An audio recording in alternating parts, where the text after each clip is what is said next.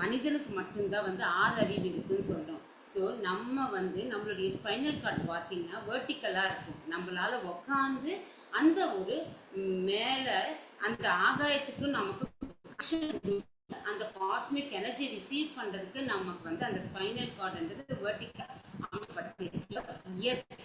அதுவே மற்ற ஜீவிகள் எடுத்துக்கிட்டிங்கன்னா எல்லாத்துக்குமே வந்து ஹாரிசான்டலாக தான் இருக்கும். அதால் வந்து நேராக அந்த ஸ்பைனல் கார்டுன்றது இருக்காது. அதனால இந்த ஒரு பிறவின்றது அபரூபமானது. இந்த பிறவியில் நம்ம இந்த வாய்ப்பை வந்து நம்ம தவற விடவே கூடாது. அதனால இந்த ஒரு சாதனை, தியான சாதனை மூலமாக நம்ம யாருன்றது புரிதல் ஏற்படும். நம்ம முன் பிறவியில் செஞ்ச கர்மாக்கள் கழிக்கப்படுது.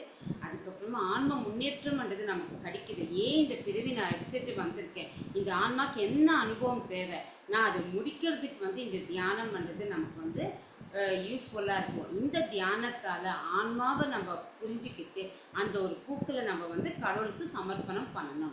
பிரமிட் ஆன்மீக மன்ற இயக்கம் மற்றும் PMC தமிழ் வழங்கும் பிரம்மஸ்ரீ பத்ரிஜியின் தெய்வீக வழிகாட்டுதலுடன் கரூர் தியான மகா யக்ஞம் வரும் செப்டம்பர் 6, 7 தேதிகளில் நடைபெற உள்ளது. தியானம் நடைபெறும் இடம் சின்ன கொங்கு திருமண மண்டபம், கரூர். மேலும் விவரங்களுக்கு இங்கு கொடுக்கப்பட்டுள்ள எண்ணை தொடர்பு கொள்ளவும். அனுமதி இலவசம். அனைவரையும் அன்புடன் கரூர் தியான மகா யக்ஞத்திற்கு அழைக்கிறோம்.